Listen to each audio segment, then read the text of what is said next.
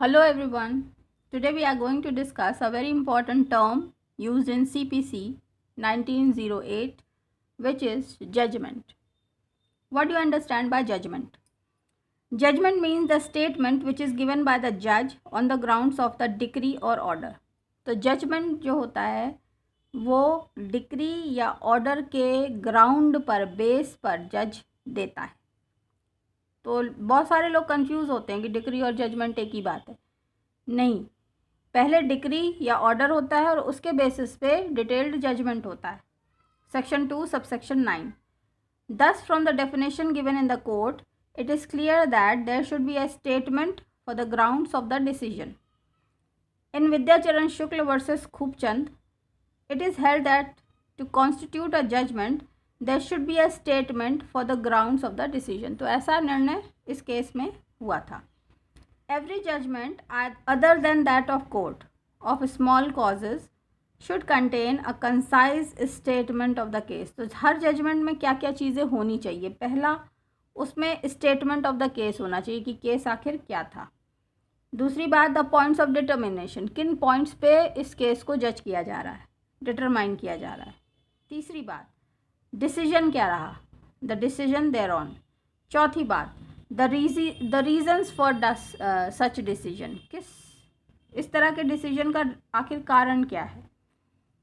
The small causes courts judgement should contain only points number 3rd and 4th। जो अगर छोटे मोटे cases हैं तो केवल 3rd and 4th points are enough, that is B and C. Sorry, 2nd and 3rd points are enough, which is points of determination and the decision. तो छोटे मोटे केसेस में पॉइंट क्या है जिस पे डिटरमाइन हो रहा है पूरा केस, और फिर डिसीजन क्या है। बाकी सब में चारों आने चाहिए। Sketchy orders by judicial officers which are not self-contained and which cannot be appreciated by the court of appeal and revision without an examination of the records are unsatisfactory and no judgments in the eyes of law। अगर मान लीजिए बहुत ही sketchy orders हैं, खिचड़ पिचड़ वाले, जो बहुत clear नहीं है बाय द जुडिशियल ऑफिसर्स, और जो अपने आप में पूरा डिटेल्ड नहीं होते, सेल्फ कंटेंड नहीं होते, पूरे पूरे एक्सप्लेनेबल नहीं होते हैं, and which cannot be appreciated by the court, ना तो कोर्ट ऑफ अपील उसको अप्रिशिएट करेगा, ना कोर्ट ऑफ रिवीजन उसको अप्रिशिएट करेगा। तो इस तरह के जो ऑर्डर्स होते हैं वो बिल्कुल अनसेटिस्फैक्ट्री है और कोर्ट जो है उनको कोई भी जजमेंट नहीं मानता है। फिर जजमेंट में आखिर क्या होता है, व्हाट कॉन्स्टिट्यूट्स जजमेंट।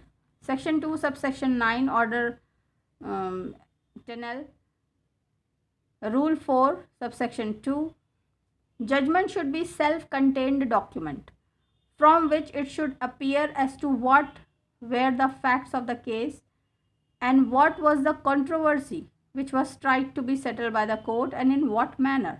तो जजमेंट अपने आप में पूरा सेल्फ कंटेंट डॉक्यूमेंट होता है जिसमें ये पता चले कि क्या तथ्य थे केस के, क्या कंट्रोवर्सी थी जिसको सेटल करने की कोशिश कर रहा था कोर्ट, और तरीका क्या था उसका सेटल करने का। ये सारी बातें क्लियरली उसमें स्टेटेड होती हैं।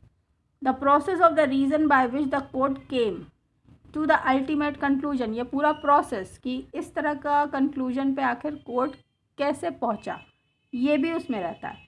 And decreed the dispute should be reflected clearly in the judgement, और जो डिक्री है, जो पूरा का पूरा डिक्री जो है रिफ्लेक्ट होना चाहिए जजमेंट में clearly without any slightest confusion.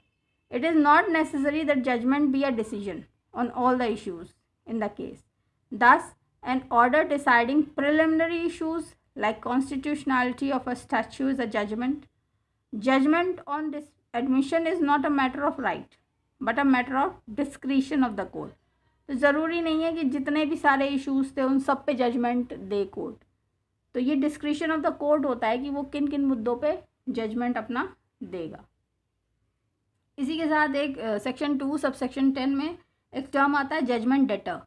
तो व्हाट इज़ दैट, ये आप और समझ ले कि judgement debtor means any person against whom a decree has been passed or an order capable of execution has been made।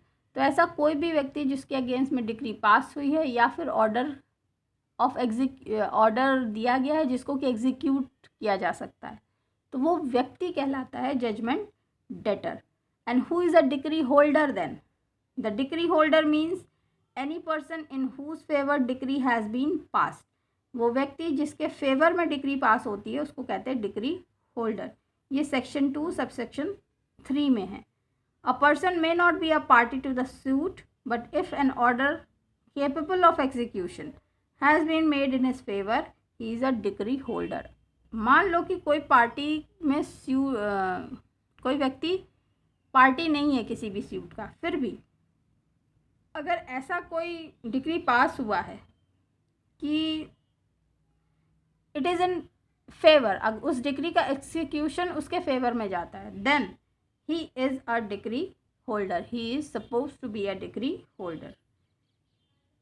Where a decree of specific performance is pass, such decree is capable of execution both by plaintiff as well as by defendant.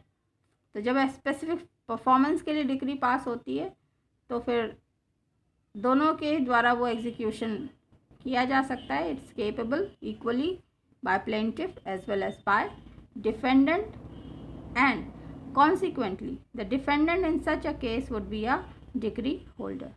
The term decree holder does not include an attaching creditor.